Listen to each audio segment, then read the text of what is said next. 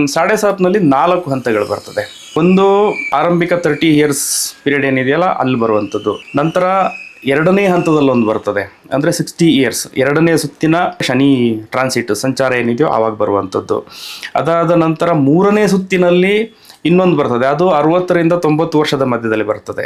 ಇದಾದ ನಂತರ ನಿಮಗೆ 4ನೇ ಸುತ್ತಿನದೊಂದು ಶನಿ ಸಂಚಾರ ಬರ್ತದೆ, ಅದು 90ರಿಂದ 120 ವರ್ಷ. ಸೊ ಈ 4ನೇ ಸುತ್ತಿನ ಏನು 7.5 ಇದೆಯೋ ಇದನ್ನು ಮರಣ ಶನಿ ಅಂತ ಕರೆದಿದ್ದಾರೆ. ಇದು ಆ್ಯಕ್ಚುಲಿ ತಮಿಳು ಗ್ರಂಥಗಳಲ್ಲಿ ಇದರ ಬಗ್ಗೆ ಉಲ್ಲೇಖ ಇದೆ.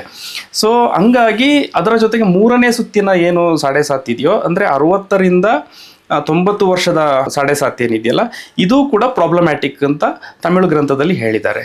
ಸೊ ಹಂಗಾಗಿ 60 ವರ್ಷ ಮೇಲ್ಪಟ್ಟಿದ್ದಾಗ ನಿಮಗೆ ಆ್ಯಕ್ಚುಲಿ ಇದು ಸ್ವಲ್ಪ ಎಫೆಕ್ಟ್ ಕೊಡುತ್ತೆ. ಅದರ ಜೊತೆಯಲ್ಲಿ ದಶೆನೂ ಚೆನ್ನಾಗಿಲ್ಲ ಅಂದಾಗ ಕೆಲಸ ಕಾರ್ಯಗಳು ಕೈ ಕೊಡೋದು, ವಿಳಂಬ ಆಗೋದು, ಅಂದುಕೊಂಡ ರೀತಿಯಲ್ಲಿ ನಡೆಯದೇ ಇರುವಂಥದ್ದು, ಮತ್ತು ಸೋಮಾರಿತನ, ಆಲಸ್ಯ ಕಾಡೋದು, ಜೊತೆಗೆ ಆರೋಗ್ಯ ಹದಗೆಡೋದು, ಮತ್ತು ಕಾನ್ಸಂಟ್ರೇಷನ್ ಹಾಳಾಗುವಂಥದ್ದು, ಒಂದು ಸ್ವಲ್ಪ ಮೆಮೊರಿ ಸಮಸ್ಯೆ ಆಗುವಂಥದ್ದು, ಚಿಂತೆಗಳು ಕಾಡ್ಬೋದು, ಮಾನಸಿಕ ಯಾತನೆಗಳಾಗ್ಬೋದು, ನೋವು, ಅವಮಾನಗಳಾಗ್ಬೋದು.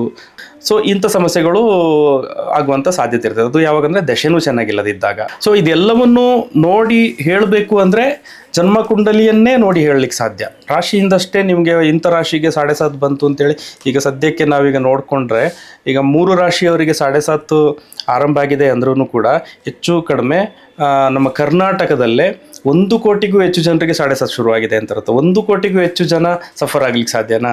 ಹಂಗಾಗ್ಲಿಕ್ಕೆ ಸಾಧ್ಯ ಇಲ್ಲ. ಇದು ರ್ಯಾಂಡಮ್ ಪ್ರಿಡಿಕ್ಷನ್ ಅದು. ಸೊ ಹಂಗಾಗಿ ಅದ್ರ ಬಗ್ಗೆ ಏನು ತುಂಬ ತಲೆ ಕೆಡಿಸ್ಕೊಳ್ಳೋ ಅಗತ್ಯ ಇಲ್ಲ.